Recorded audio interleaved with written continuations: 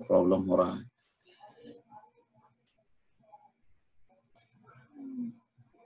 जब 25 साल के या 35 इयर्स या 25 इयर्स के नबी वसल्लम थे, तो फिर दोबारा जो है उसको बनाने का प्लान करे। तो उसमें जो है नॉन मुस्लिम जो कुफ़ार थे उस वक्त के, कुरैश जो है वो सब मिलके ये सब बोले कि भाई हम सब मिलके बनाएंगे, लेकिन इसमें हलाल कमाई लगाएंगे, इसमें हराम कमाई नहीं लगाएंगे। तो हलाल कमाई जब जमा होकर तो नबी सल्लल्लाहु अलैहि वसल्लम भी जो है इसमें हिस्सा लिए कंस्ट्रक्शन में। आप भी जो है ना बड़े बड़े पत्थर अपने कांधे शोल्डर पे उठा के लाते थे और काबे की तामीर करने वालों के हवाले करते थे।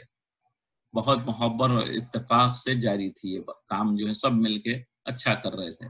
लेकिन जब हजर अस्वद जो स्टार्टिंग के जगह पे जो लगाते, तो वहां पे लगाने पे झगड़ा हो गया सबका, और हर कबीला जो हर ट्राइब ये चाह रहा था कि मैं लगाऊं, मेरे लोग लगाए, ये सआदत इनके हिस्से में आए। इस झगड़े ने इतना लंबा हो गया कि तामीर काबा का मुबारक काम को छोड़कर तलवारें, क्योंकि पता है आपको उस दौर में छोटी छोटी बात पे जो है लोग लड़ना शुरू कर देते थे, तलवारें निकाल के लड़ते थे एक दूसरे से। इतनी जहालत थी उस दौर में जब नबी सल्लल्लाहु अलैहि वसल्लम आए उस दौर में, कि अगर किसी का ऊंट भी किसी के दूसरे के खेत में अगर से वो जाके घास वगैरह खा लेता तो उससे लड़ना शुरू करते, और लड़ना भी ऐसा लड़ते कि फादर की डेथ होने के बाद बच्चे भी उसी बात पे लड़ते थे। तो बच्चे भी होने का तो उनके फिर बच्चे भी उसी बात पे लड़ते थे कि वो उनका हमारे दादा का ऊंट जो है कैसा जंगल में आया था तुम्हारे दादा का ऊंट बोल के। तो इस तरीके से वो लड़ते थे। तो यहाँ भी अब झगड़ा शुरू होगा कि मैं रखूंगा या तुम रखोगे। उसके बाद जो है तलवारें निकाल लिए। तो नबी करीम सल्लल्लाहु अलैहि वसल्लम क्या करे उस वक्त अपनी उससे क्या करे, खून रेज लड़ाई का खतरा टाल मटोल दिया। आपने एक चादर बिछा के क्या करे, इस देखे कितनी इंटेलिजेंट तरीके से नबी सल्लल्लाहु अलैहि वसल्लम ने जो है क्या किए, एक बड़ी चादर मंगाए, चादर में उसको पत्थर को रख दिए, बस किसको, हजर अस्वद को। और क्या बोले, सब ट्राइब्स के जो लीडर्स होते थे, टॉप के लीडर्स, उनको क्या बोले, भाई आप हर एक कोने को एक एक लीडर पकड़ ले, ताकि चारों भी जो है ना इसमें शामिल हो गए, वैसा वरना वो तो तलवारों से लड़ रहे थे कि हम लगाएंगे तुम लगाएंगे। नबी सल्लल्लाहु अलैहि वसल्लम ने ऐसा प्यारा फैसला किया कि सबको पसंद आया वो फैसला। बोले कि ठीक है, चादर लाए, उसमें जो है वो पत्थर को रखे और चार कोने पकड़ के करीब ले गए। तो उसके बाद क्या करे, हजर अस्वद की तनसीब के वहां पर जब जहां पे लगाना था उसको क्या करें, नबी सल्लल्लाहु अलैहि वसल्लम ने फरमाया कि आप सब लोग मुझे अपना वकील बना दें, आप जो है ना मेरे को इजाजत दे दें सब चारों मिलके, तो मैं ये लगा दूंगा उस पर, तो आपकी तरफ से मैं हजर अस्वद लगा दूंगा। इस तरह आपकी वकालत से तमाम कबाइल जितने भी ट्राइब्स थे हजर अस्वद की जो है लगाने में शरीक हो गए, और एक बड़ी लड़ाई जो होने के करीब थी वो भी टल गई नबी वसल्लम की। नबी वसल्लम के ऐलान नबूवत और हज की फर्जियत तक किसी सूरत हाल ये थी कि बैतुल्लाह के इर्द गिर्द 360 बुत थे। आप लोगों को पता होगा कि आइडल्स थे पूरे आपके हरम में, अतराफ जो है ना बुत बने हुए थे, जो जिसकी वो लोग इबादत करते थे कुफार मक्का। हर 360 थे। अब हर कबीले अपने अपने बुतों की, उनके अपने अपने गॉड थे, वो आइडल्स थे, और हर ट्राइब का एक अलग गॉड था। तो हज की, और जो है इवन हज भी जो करते थे वो अपने अपने तरीकों से करते थे। हालांकि जो है तौहीद का मरकज था, जहाँ पे अल्लाह के अलावा किसी और की वो नहीं होना चाहिए था हरम में, लेकिन ये बुत बिठा दिए थे। नबी सल्लल्लाहु अलैहि वसल्लम ने जब अल्लाह ताला की वहदानियत यानी अल्लाह एक है का ऐलान किया, तो सब उनके अपने करीबी बाज रिश्तेदार दोस्त सब दुश्मन हो गए, और आखिरकार आपको मदीने मुनव्वरा से छोड़ के मदीने मुनव्वरा जाना पड़ा, मक्के को छोड़ के मजबूरी में जाना पड़ा। और 8 हिजरत के 8 इयर्स के बाद फिर दोबारा जो है मक्के को आप आए, और बैतुल्लाह को उन बुतों से जो आइडल्स रखे हुए थे उसको पूरा निकाल दिया, और आपने और सहाबा रज़ियल्लाहु तआला अन्हुम ने बैतुल्लाह का हक अदा करते हुए इबादत का वो मंजर पेश किया कि ऐसी इबादत और वो यानी इंसाफ का पेश किए नबी के वसल्लम। तो हिंदा हम पढ़े थे इससे पहले, जो अमीर हमजा रज़ियल्लाहु तआला अन्हु का जो है कलेजा जो अंदर से निकाल के उसने کھایا تھا مارنے کے بعد سینہ چیر کے، تو وہ بھی جو ہے نا جب دیکھی اخلاق اور جو انصاف، تو کیا کری جسٹس نبی کریم صلی اللہ علیہ وسلم کا دیکھی تو کیا کری وہ بھی اسلام لے آئی تھی۔ جیسا اب حج فرض جو ہے نا اس آیت میں سورہ آل عمران کی آیت نمبر 97 میں اللہ تعالیٰ فرماتے ہیں، حج فرض جو یہاں سے ہے یہ آیت سے معلوم ہوتا ہے، وَلِلَّهِ عَلَى النَّاسِ حِجُّ الْبَيْتِ مَنِ اسْتَطَاعَ إِلَيْهِ سَبِيلًا وَمَنْ كَفَرَ فَإِنَّ اللَّهَ غَنِيٌّ عَنِ الْعَالَمِينَ، اور اللہ کے واسطے لوگوں کے ذمے اس مکان کا حج کرنا ہے، حج بیت اللہ کا، اللہ کے گھر کا حج کرنا ہے، یعنی اس شخص کے جو کہ طاقت رکھے، جس کے پاس ہم آگے پڑھیں گے کیا کیا چیزیں رہیں گی تو اسے حج کرنا ضروری ہے، وہاں تک کی سبیل کی، اور جو شخص منکر ہو اور جس نے انکار کیا، اللہ تعالیٰ تمام جہانوں سے یعنی غنی ہے، اس سے کوئی پرواہ نہیں ہے کسی کی، اگر کوئی اس کا انکار کرتے ہیں تو اسی کا نقصان ہے، اللہ بے پرواہ ہے، کسی کے ایمان لانے سے اللہ کو کوئی فرق نہیں پڑتا اور نئے لانے سے کوئی فرق نہیں پڑتا۔ اسی طریقے سے ایک حدیث مبارک میں نبی کریم صلی اللہ علیہ وسلم فرماتے ہیں کہ نبی کریم صلی اللہ علیہ وسلم سے دریافت کیا گیا کہ کون سے اعمال اچھے ہیں، آپ صلی اللہ علیہ وسلم نے ارشاد فرمایا اللہ اور اس کے رسول پر ایمان لانا، پوچھا گیا پھر کون، فرمایا اللہ کے راستے میں جہاد کرنا، پوچھا گیا پھر کون، تو ارشاد فرمایا حج مبرور۔ یہ حج مبرور کیا ہے اس کو ہم پڑھتے ہیں آگے، حج مبرور کے ٹاپک کو۔ اس کے بعد جو ہے حج مبرور کی فضیلت کیا ہے، حضرت ابو ہریرہ رضی اللہ عنہ ارشاد فرماتے ہیں کہ نبی کریم صلی اللہ علیہ وسلم نے ارشاد فرمایا ایک عمرہ دوسرے عمرے تک ان گناہوں کا کفارہ ہے، یعنی جب بندہ ایک عمرہ کرتا ہے اس کے درمیان اگر گناہ اس کے ہو جاتے ہیں تو وہ دوسرے عمرے تک اس کے سارے گناہ معاف ہو جاتے ہیں، لیکن حقوق العباد جو ہے وہ معاف نہیں ہوتے، جو اگر کسی رشتہ داروں کے ساتھ تکلیف کی یا کسی کو تکلیف دیے، کسی کے پیسے لے لیے، آپ کسی کی کوئی چیز لے لیے تو یہ معاف نہیں ہوتے، یا کسی کی چغلی کی یا کسی کو بہتان لگایا ہے تو اسی سے جا کے معافی مانگنے تک آپ کے وہ گناہ معاف نہیں ہوتے، اگر آپ عمرہ بھی کریں تو وہ معاف نہیں ہوتے، حقوق العباد معاف نہیں ہوتے، حقوق اللہ کے جو حقوق ہیں وہ معاف ہو جاتے ہیں، لیکن حقوق العباد جو لوگوں کے حق ہیں، جیسے ماں باپ کی نافرمانی کی ہے، یا بھائی سے کوئی لڑائی جھگڑا کیا ہے، یا کسی رشتہ دار سے لڑائی جھگڑا کیا ہے، یا کسی کا سامان لے لیا تو وہ معاف نہیں ہوتے، جو ان دونوں کے درمیان ہوئے ہوں، اور حج مبرور کا بدلہ صرف جنت ہے، اور حج مبرور کا بدلہ کیا ہے؟ جنت ہے۔ حج مبرور کیا ہے؟ وہ حج جس کے دوران کوئی گناہ نہ ہو، جب حج کر رہے ہیں آپ تو اس میں کوئی گناہ نہ ہو، کسی کی چغلی نہ ہو، کسی جھوٹ نہ ہو، کوئی چوری نہ کرے، کوئی اننیسیسری کام نہ کرے جو گناہ ہے، اور حج اللہ کے یہاں مقبول ہوگا، وہ حج جس میں کوئی ریا نہ ہو، اور کیا ہونا ہے یہ حج مبرور؟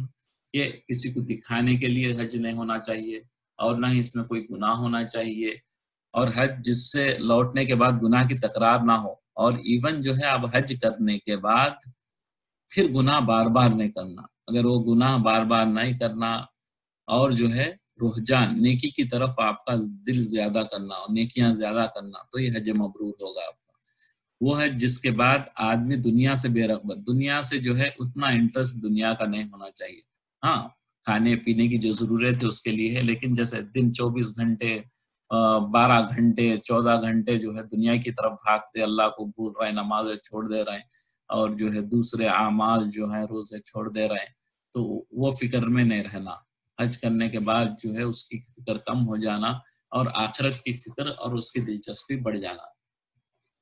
تو ابھی میں نے اس سے پہلے کہا تھا کہ حج کب فرض ہوتا ہے، یہ بات ہے، حج زندگی میں ایک مرتبہ ہر ایسے مسلمان پر فرض ہے، حج کیا ہے؟ ایک دفعہ ہے صرف زندگی میں، اور وہ بھی کس پہ ہے؟ آزاد ہو، جو قید نہ ہو، جو جیل میں نہ ہو، یا پہلے غلام ہوتے تھے وہ غلام نہ ہو، اور جو ہے بالغ یعنی کہ ایڈلٹ ہو، اور تندرست ہو، یعنی کہ اس کی ہیلتھ اچھی ہو، اور اس کے پاس ضروریات اصلیہ ہو، یعنی کہ اس کو سفر کرنے کے اتنے پیسے ہو، جیسے گھر، لباس، سواری، گھریلو سامان اور قرض وغیرہ سے زائد ہو، اس سے زیادہ گھر بھی ہو، کپڑے بھی ہو، سواری بھی ہو، اور گھر کا سامان ہو، اگر اس کے پاس کوئی قرض ہے تو اس کے پیسے دینے کے لیے بھی وہ پیسے ہوں، تو اس کے بعد اس سے بڑھ کے جو اماؤنٹ ہے اس سے اگر وہ اپنے گھر والوں کے اخراجات بھی رکھنا ہو، وہ جب وہاں سے نکل رہا ہے جیسے انڈیا پاکستان سے یا کوئی کنٹری سے جب آ رہا ہو تو گھر والوں کے لیے اب 1 مہینہ 2 مہینے کا سفر ہے تو اس کے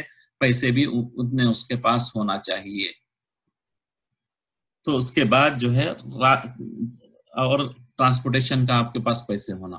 تو یہ اگر پیسے جس کے پاس ہو جائے اس کے اوپر فرض ہے. اگر یہ پیسے کسی کے پاس نہ ہو تو اس کو فرض نہیں ہے. جب تک یہ پیسے اس کے پاس جمع ہو جائیں تو پھر حج کے لیے اسے آنا ضروری ہے. حج جو ہے سفر پہ جو آپ اسپینڈنگ کرتے ہیں اس پہ جو ہے حاجی کا اونٹ جو قدم اٹھاتا ہے، یعنی کہ نبی صلی اللہ علیہ وسلم ارشاد فرماتے ہیں کہ حاجی جو حج پہ جو آ رہے ہیں ان کا اگر اونٹ جو قدم اٹھاتا ہے تو جو قدم زمین پر رکھتا ہے تو ہر قدم کے بدلے اللہ سبحانہ و تعالی حاجی کے نام اعمال میں 1 نیکی لکھ دیتے ہیں اور 1 گناہ مٹا دیتے ہیں. یعنی دیکھیے آپ اگر سے انڈیا سے چل کے کوئی اونٹ آ رہا ہے تو اندازہ کریے آپ کتنے اسٹیپس ہوتے ہیں، تو ہر اسٹیپ پہ اللہ تعالیٰ جو ہے کتنے لاکھوں اسٹیپ لگتے ہوں گے، اتنے 1000 کلومیٹر کی دوری پہ ہے. تو یہ سمجھانے کے لیے نبی صلی اللہ علیہ وسلم فرما رہے ہیں کہ اس کے ایک اونٹ پہ کے قدم پہ اس کے 1 گناہ مٹ جاتا ہے اور 1 نیک اعمال لکھ دیا جاتا ہے اور 1 درجہ بلند کیا جاتا ہے. حج سے گناہوں کا صفایا ہو جاتا ہے، کمپلیٹ نیٹ ہو جاتا ہے. آدمی جتنے بھی گناہ اس نے کیے ہیں وہ سب ختم ہو جاتے ہیں. رسول اللہ صلی اللہ علیہ وسلم نے ارشاد فرمایا اے عمر تم نہیں جانتے کہ اسلام لانا حالت کفر میں کیے گئے تمام گناہوں کو ختم کر دیتا ہے. جیسے کوئی نان مسلم ہے، اگر وہ ایمان لے آیا، اس نے 70 ایئرس 90 ایئرس سب گناہ کیے، شراب پیے، دوسرے گندے کام کیے، کلبوں میں گیا ہو یا نمازیں تو خیر کافر تھا اس نے پڑھی ہی نہیں، وہ آئیڈلز کی جو ہے ورشپ کی ہو، یہ سب گناہ 99 ایئرس تک بھی کر لیا ہو، اگر جس دن اس نے ایمان لایا تو اس کے پورے گناہ صاف ہو جاتے، بالکل وہ نیا جیسے بچہ جیسا پیدا ہو جاتا ویسا ہو جاتا. تو اسی طرح دین کے لیے ہجرت کرنا بھی گزشتہ گناہوں کو مٹا دیتا ہے. جیسے اب سیریا وغیرہ میں جو تکلیف ہو رہی ہے وہاں پہ مار رہے ہیں کر رہے ہیں تو اس کی وجہ سے وہ نکل کے کہیں دوسری جگہ جا رہے ہیں تو بھی ان کے سارے گناہ معاف ہو جاتے ہیں. جیسے فلسطین میں یہودی وغیرہ جو ہے مسلمانوں کو مارتے ہیں تو بیچارے وہاں سے نکل کے کوئی دوسری کنٹری میں سیٹل ہو جاتے ہیں تو اللہ تعالیٰ ان کو کیا کرتے ہیں، پورے ان کے پرانے گناہوں کو معاف کر دیتے ہیں. اسی طرح حج بھی جتنے آپ کے پہلے کے گناہ ہیں وہ سارے مٹ جاتے ہیں، اللہ تعالیٰ اس کو سب معاف کر دیتے ہیں.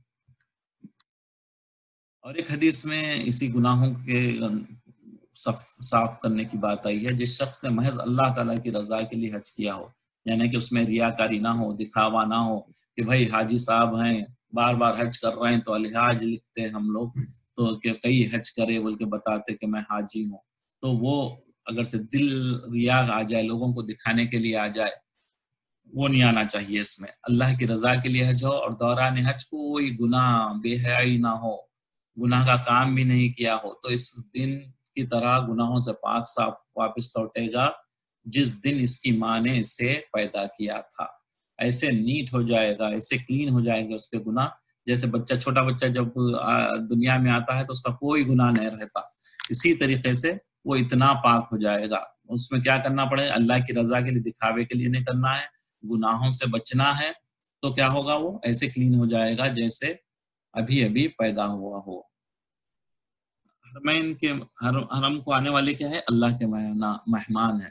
حضرت ابو ہریرہ رضی اللہ عنہ سے روایت ہے کہ رسول اللہ صلی اللہ علیہ وسلم نے فرمایا حج اور عمرے پر جانے والے اللہ سبحانہ تعالیٰ کے مہمان ہیں، اگر یہ دعا مانگے تو اللہ تعالیٰ ان کی دعا قبول فرماتے ہیں، اور اگر یہ لوگ مغفرت کے طلبگار ہوں تو اللہ تعالیٰ ان کی مغفرت فرما دیتے ہیں. ان کی کیا ہے، ہر دعا قبول کرتے ہیں اللہ تعالیٰ، اور کیا ہے اگر یہ مغفرت بھی مانگے تو مغفرت کر دیتے ہیں. اسی لیے کیا کرتے ہیں ہم لوگ، جیسے بھی کوئی حاجی جا رہے ہیں تو ان کو بولتے ہیں ہم کو دعاؤں میں یاد رکھو، ہمیں دعاؤں میں یاد رکھو. جب حج سے بھی واپس آئے تو ان کو بولتے ہیں ہمارے دعا فرما دیجیے. تو یہ کیوں کہ اسی لیے کہتے ہیں ہم لوگ کہ اللہ تعالیٰ فرما رہے ہیں کہ ان کی دعا کو قبول کرتے ہیں اور ان کی مغفرت فرما دیتے ہیں. یہاں پہ تھوڑی سی وارننگ ہے اللہ تعالیٰ کی طرف سے کہ اگر اس میں دیر نہ کرو، بلکہ کیا کرے، حج کو دیر نہ کرو. حضرت ابن عباس رضی اللہ عنہ سے روایت ہے کہ رسول اللہ صلی اللہ علیہ وسلم نے ارشاد فرمایا حج فرض ہو جانے کے بعد جو ہم نے اوپر پڑھے نا وہ سب ساری چیزیں جمع ہو گئے آپ کے پاس، جانے کا خرچ آ گیا، کرنے میں جلدی کرو، کیونکہ کوئی نہیں جانتا اسے آگے کیا پیش آنے والا ہے، کہ آگے کیا ہونے والا ہے، وی ڈونٹ نو، نو بڈی نوز، کہ آپ کی طبیعت خراب ہو جائے گی، یا آپ یا مر جائیں گے آپ، یا جو ہے پیسے آپ کے پاس دوسری چیزوں میں خرچ ہو جائیں گے، یا کوئی بھی چیز آپ کو ہو سکتی ہے، یا بیمار ایسے پڑ جائیں گے کہ آپ جانے کے قابل نہ ہوں گے. اسی لیے جیسے ہی فرض حج کا آ جائے، یہ پتا چل گیا آپ کو کہ اتنے پیسے میرے پاس جمع ہو گئے، تو فوری حج کر لینا چاہیے.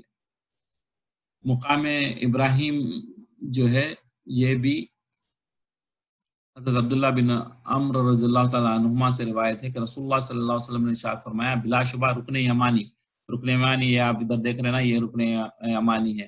اور حجر اسود تو دیکھے ہوں گے آپ، جہاں پہ لوگ اسے بوسہ دیتے، اسے پیار کرتے، وہ یہ دو جو ہے مقام ابراہیم جنت کے یاقوتوں، یاقوتوں مینس کیا بولتے ہیں آپ،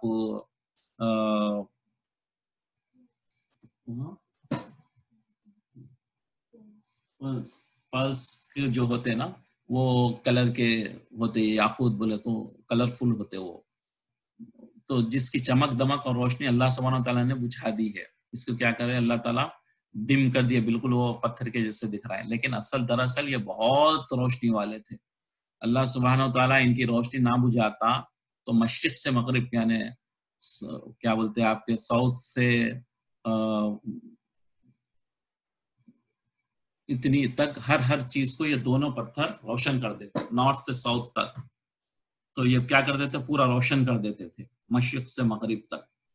تو اس کو جو ہے اتنی چمکدار تھی وہ، تو نبی اللہ تعالیٰ جو ہے اس کی چمک کو مٹا کے نیچے بھیجا ہے.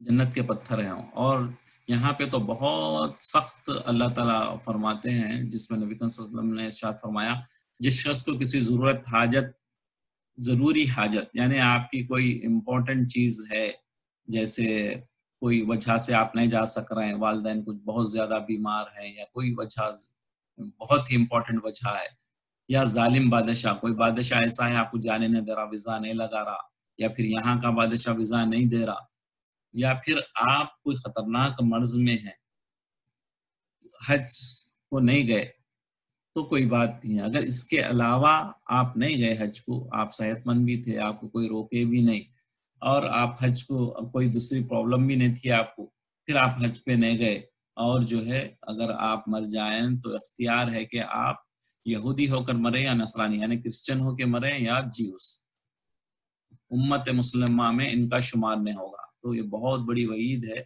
کہ اللہ تعالیٰ جو ہے، اگر آپ یہ سب ساری چیزیں ہونے کے باوجود آپ نہیں آئیں گے، تو بول رہے ہیں کہ آپ یہودی ہو کے مرے یا نصرانی. نبی صلی اللہ علیہ وسلم کا ارشاد گرامی ہے. جو مسافرین حرمین میں اگر کسی کا انتقال ہو جاتا تو اس پہ کیا ہوتا ہے؟ جو شخص حج کے لیے نکلا، نبی صلی اللہ علیہ وسلم کی حدیث ہے، جو شخص حج کے لیے نکلا اور اسے موت آ گئی تو قیامت تک اس کے لیے حج کا ثواب لکھا جاتا رہے گا. کتنے خوش نصیب ہوتے ہوں گے جو لوگ حج پہ آ کر جو ان کا انتقال ہوتا ہے. اور جو شخص عمرے کے لیے گیا اور اسے موت آ گئی، حج پہ بھی یا عمرے پہ بھی، تو اس کے لیے بھی قیامت تک عمرے کا ثواب لکھا جاتا رہے گا. اسی طرح جو شخص جہاد کے لیے گیا اور اسے موت آ گئی، تو اس کے لیے بھی قیامت تک جہاد کا ثواب لکھا جاتا رہے گا. بہت خوش قسمت لوگ ہوتے ہیں جن کا انتقال ہوتا ہے. عمرہ یا حج کیا ہے؟ 4 چیزوں کا کام ہے: احرام، طواف، سعی، حلق. حلق مینس آپ کے بال نکالنے کو کہتے ہیں. یہ 4 اعمال ہیں عمرے کے. حج کے جو ہے نا کیٹیگریز ہیں، 3 ٹائپس آف حج ہیں.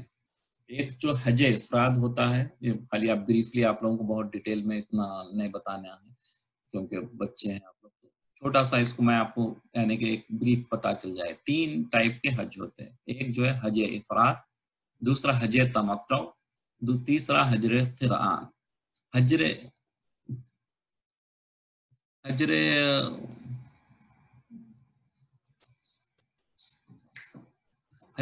افراد کیا ہوتا ہے؟ یہ جو ہے حج دنوں میں صرف حج کی ادائیگی کے لیے احرام باندھنا ہے. جب قریب حج کے دن ہوتے ہیں، قریب حج کے دن جب ہوتے ہیں تو یہ حج کیا جاتا ہے. عمرہ نہ کرتا، عمرہ نہیں کرتے، ڈائریکٹ جو ہے یہ حج کرتے. حج افراد کیا ہے؟ ڈائریکٹ عمرہ کرتے اس میں قربانی بھی نہیں ہوتی، اس پہ ڈائریکٹ حج کرتے، عمرہ نہیں کرتے. جیسے جدہ وغیرہ میں جو رہنے والے ہیں وہ سیدھے جو ہے منا کو چلے جاتے، ڈائریکٹلی جو ہے منا جاتے ہیں، اور ان پہ قربانی نہیں رہتی. قربانی سے مراد یہ حج کی قربانی. اگر آپ جیسے ہم پڑھے نا قربانی کے اس میں پہلے کہ جو آپ کو قربانی کا آپ سلیبس آپ کا کمپلیٹ ہو جائے تو اس کو جو ہے دینا ضروری ہے. اس کے بعد جو ہے ان کو دو دینا پڑتا. اگر حج تمتع جیسے ہے اس میں کیا ہے، حج پہلے عمرے کا احرام باندھنا، طواف کرنا، سعی کرنا، پھر حلق یعنی بال نکالنے کے بعد احرام نکال دینا.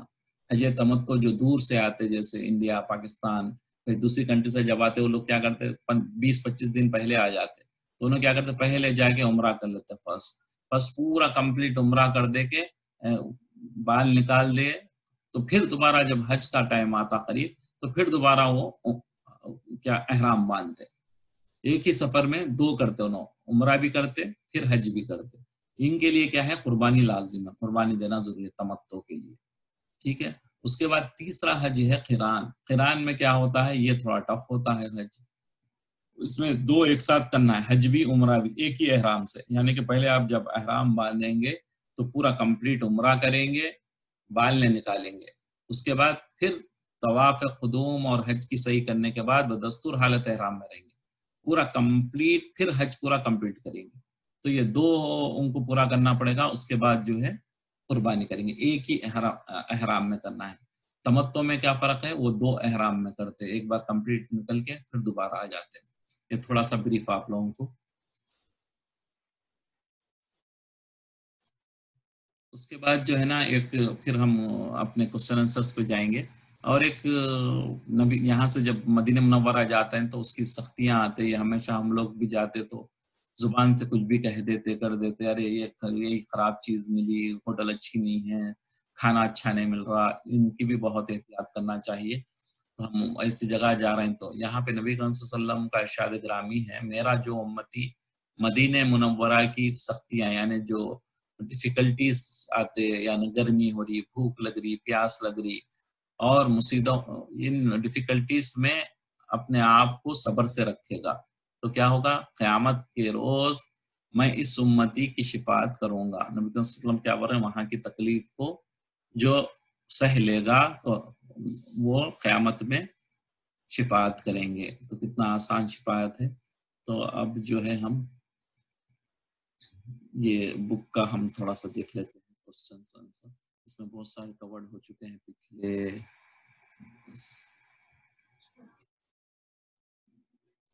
ہماری عید الاضحیٰ کی کلاس لیے تھے جب اس کی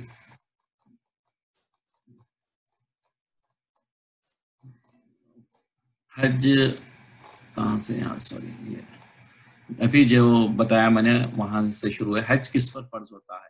حج کے لیے عاقل ہونا ہے، یعنی آپ کے ایڈلٹ ہونا ہے، قیدی نہ ہونا، راستہ پورا من رہنا. جنگ وغیرہ ہو رہی تو بھی آپ کو حج نہیں کر سکتے آپ. اور اتنا مال ہو کہ اس کے اہل و عیال کا خرچہ اور آمد و رفت، وہی یعنی فیملی کے لیے بھی پیسے رکھے ہیں اور آنے جانے کا آپ کے پاس خرچہ ہے تو حج پہ آ جانا ہے. کیا ہونا ہے، عاقل ہونا مینس جو ہے آپ دیوانے یا پاگل نہیں ہیں وہ ہونا، پھر ینگ ہونا، ایڈلٹ ہونا، پھر آپ جو ہے کوئی قید یا جیل میں نہیں ہیں اس پہ، اور جو ہے راستے میں کوئی جنگ وغیرہ نہیں ہو رہی، کوئی ڈاکو وغیرہ لوٹنے والے نہیں ہیں تو پھر آپ کو آنا ہے. اتنا مال ہو کے اس کے اہل و عیال کے فیملی کے لیے بھی جتنا آپ باہر رہ رہے ہیں حج کے لیے جا رہے ہیں تو اتنا پیسے ان کے پاس رہنا اور آنے جانے کا خرچ رہنا. حج کی کتنی اقسام ہے؟ حج کی 3 قسم ہے، 3 ٹائپس آف حج ہے. حج کے 3 ٹائپس کون سے ہیں؟ قران، تمتع، افراد. افراد، قران، تمتع 3 آپ کے حج ہیں 3 ٹائپ کے. ایک عمرے سے دوسرے عمرہ کرنے تک کیا ہوگا، یہی ابھی ہم نے حدیث پڑھی، درمیانی مدت کے گناہ بٹوین عمرہ جو ہے سارے گناہ معاف ہو جائیں گے. حج مبرور یعنی حاجی جس میں اللہ تعالیٰ کی کوئی نافرمانی نہ کرے تو کیا اجر ملے گا، جنت. حج مبرور پر جنت ہے. حج اور عمرہ پر جانے والے کیا اللہ کے مہمان ہوتے ہیں؟ جی ہاں، پڑھے ہم نے. حج اور عمرے پر جانے والوں کی کیا دعائیں قبول ہوتی ہیں؟ یہ بھی ہم نے پڑھا. جی ہاں، مغفرت مانگے تو اللہ تعالیٰ ان کی مغفرت بھی قبول کرے. حاجی کے سفر پر کیا اجر ملتا ہے؟ اونٹ کے ہر قدم پر ایک نیکی لکھی جاتی ہے اور ایک گناہ مٹا دیا جاتا ہے. گناہ نہ ہونے کی صورت میں ایک درجہ بلند کر دیا جاتا ہے. حج فرض ہو جانے کے بعد کیا تاخیر کی جا سکتی؟ جی نہیں، حج کو جلدی ادا کرنا چاہیے، کیونکہ کوئی نہیں جانتا کہ آگے کیا آنے والا ہے. کسی شخص کو کسی ضروری حاجت ظالم بادشاہ یا خطرناک مرض نے نہ روکا تو وہ مر جائے تو کیا ہوگا؟ نبی کریم صلی اللہ علیہ وسلم نے فرمایا اسے اختیار ہے کہ وہ یہودی ہو کر مرے یا نصرانی، ابھی ہم نے حدیث پڑھی ہو، جیوز ہو کے مرے یا کرسچن. جو شخص حج یا عمرہ کے لیے نکلا اور اسے موت آ گئی تو کیا ہوگا؟ حج یا عمرے کا ثواب قیامت تک لکھا جاتا رہے گا. کیا حج زندگی کے پچھلے گناہوں کو کمپلیٹلی ختم کر دیتا ہے؟ جی ہاں. عمرے کے 4 افعال یہ بھی ہم نے پڑھے ہیں، احرام، طواف، سعی اور بال نکالنا سر کے. کیا حجر اسود قیامت میں بوسہ دینے والے کے حق میں گواہی دے گا؟ جی ہاں. جنہوں نے حق کے ساتھ اسے بوسہ دیا اسے یہ جو ہے گواہی دے گا قیامت میں. حجر اسود جب جنت سے اترا تھا تو دودھ سے بھی زیادہ سفید تھا، مگر اب کالا کیوں ہو گیا ہے؟ انسانوں کے گناہوں نے جب اس کو بوسہ لے کے گنہگار لوگ جب اس کو یہ کرتے ہیں، چومتے، اس کی وجہ سے وہ کالا ہو گیا ہے، اب بلیک ہے وہ. حجر اسود اور رکن یمانی کو چھونے سے کیا ہوگا؟ بے شک ان کا چھونا گناہوں کا کفارہ ہے. حجر اسود اور مقام ابراہیم یہ کہاں کے پتھر ہیں؟ یہ دونوں جنت کے یاقوت ہیں، ابھی ہم نے پڑھا تھا. حجر اسود، مقام ابراہیم یاقوت ہیں تو چمکتے کیوں نہیں؟ کیونکہ یہ جب وہ ہیں تو کیوں نہیں چمک رہے؟ یاقوت ہیں. اللہ نے ان کی چمک کو مٹا دیا ہے، ورنہ یہ دونوں ابھی ہم نے پڑھا تھا مشرق سے مغرب تک، ساؤتھ سے نارتھ تک جو ہے اس کو چمک دے دیتے ہیں. عشرہ ذی الحجہ یہ ہم پڑھے تھے ہماری پچھلی کلاس میں. ذی الحجہ یعنی حج کے مہینے کے پہلے 10 دن میں عبادت اللہ کو کتنی پسند ہے؟ اللہ کو سارے دنوں سے زیادہ ان دنوں کی عبادت پسند ہے. عشرہ ذی الحجہ یعنی حج کے مہینے کے پہلے 10 دن کا روزہ اور رات کی عبادت کا ثواب کیا ہے؟ ہر دن کا روزہ سال بھر کے روزوں کے برابر اور ہر رات کی عبادت شب قدر کے برابر. یوم عرفہ کے روزے کی فضیلت کیا ہے؟ اللہ تعالیٰ پچھلے سال اور آئندہ سال کے گناہوں کو معاف کر دیتے ہیں. کوئی دن ایسا ہے جس میں اللہ تعالیٰ یوم عرفہ سے زیادہ اپنے بندوں کو جہنم سے رہائی دیتا ہو؟ جی نہیں. یعنی سب سے زیادہ اللہ تعالیٰ رہائی کب دیتا ہے لوگوں کو جہنم سے؟ یوم عرفہ کے دن. جانور کی قربانی کس کی سنت ہے اور قربانی کا کیا اجر ہے؟ قربانی ابراہیم علیہ السلام کی سنت ہے اور جانور کے ہر بال کے بدلے ایک نیکی لکھی جائے گی. قربانی کن پر واجب ہے؟ عاقل، بالغ، آزاد ہونا، مسافر نہ ہونا اور صاحب نصاب ہونا. یہ بھی ڈیٹیل میں ہم بات کر چکے ہیں. قربانی کا نصاب کیا ہے؟ جیسے جو زکوٰۃ کا ہے سیم ایگزیکٹلی وہی ہے. 7.5 تولہ سونا یا 52.5 تولہ ہے یا چاندی یا اس کے برابر نقد رقم، یعنی اتنی اماؤنٹ ہو، یا پھر آپ کو یعنی کہ سٹاک ہو آپ کے پاس، ضرورت سے زیادہ گھریلو سامان بھی ہو. یعنی 2 فریج ہے تو 1 فریج کاؤنٹ میں آ جائے گا، وہ ٹوٹل پھر ویلیو آپ کی کاؤنٹ کر کے پھر وہ دینا پڑے گا. نبی کریم صلی اللہ علیہ وسلم نے بی بی فاطمہ رضی اللہ تعالیٰ عنہ سے اٹھو اور اپنی قربانی کے پاس رہو کیوں فرمائے تھے نبی کریم صلی اللہ علیہ وسلم؟ اس لیے کہ اس کے خون کا پہلا قطرہ گرنے کے ساتھ ہی تمہارے سارے گناہ معاف ہو جائیں گے.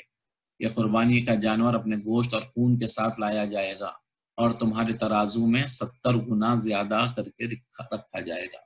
اتنی بڑی فضیلت ہے. دیکھیے، قربانی کرنے کے والے کیا ناخن اور بال کاٹا سکتے ہیں؟ جی نہیں. ذی الحجہ کے چاند سے لے کر قربانی کرنے تک نہیں کٹانا.